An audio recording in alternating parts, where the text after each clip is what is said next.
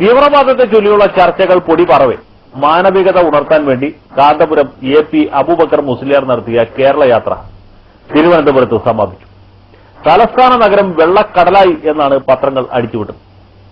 യാത്രക്കിടയിൽ മലിനീകരണം, വനനശീകരണം, കാലാവസ്ഥാ വ്യതിയാനം, ആഗോളതാപനം മുതലായ മഹാവിപത്തുകളെക്കുറിച്ചാണ് വാചാലനായത്.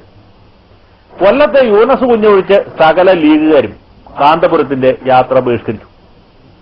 എന്നാൽ മുസ്ലിം ലീഗ് മുടിഞ്ഞു കാണാൻ ആഗ്രഹിക്കുന്ന മാർക്സിസ്റ്റുകാരും CPIക്കാരും ജാഥയുമായി സഹകരിച്ചു. കോൺഗ്രസുകാരുടെ കാര്യം പറയാനുമില്ല.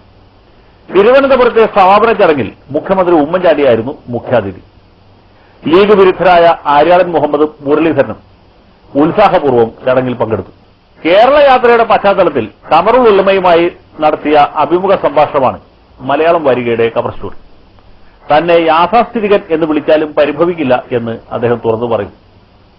തീവ്രവാദം മുതൽ ആഗോളവൽക്കരണം വരെയുള്ള സകല കാര്യങ്ങളെക്കുറിച്ചും മുസ്ലിയാർ നിലപാട് വ്യക്തമാക്കിയിട്ടുണ്ട്. കേരള യാത്രയ്ക്ക് ബദലായി EK വിഭാഗം സുന്നികൾ സംഘടിപ്പിച്ച വിമോചന യാത്ര കോഴി കോട്ടുവായിട്ട പോലെ സമാപിച്ചു. ലീഗുകാരല്ലാത്ത ആരും ഈ യാത്രയെ ഗവനിച്ചില്ല.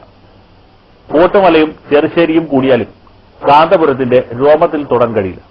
സമാപന ചടങ്ങിൽ മുഖ്യമന്ത്രിയോ KPCC പ്രസിഡന്റോ പങ്കെടുത്തില്ല.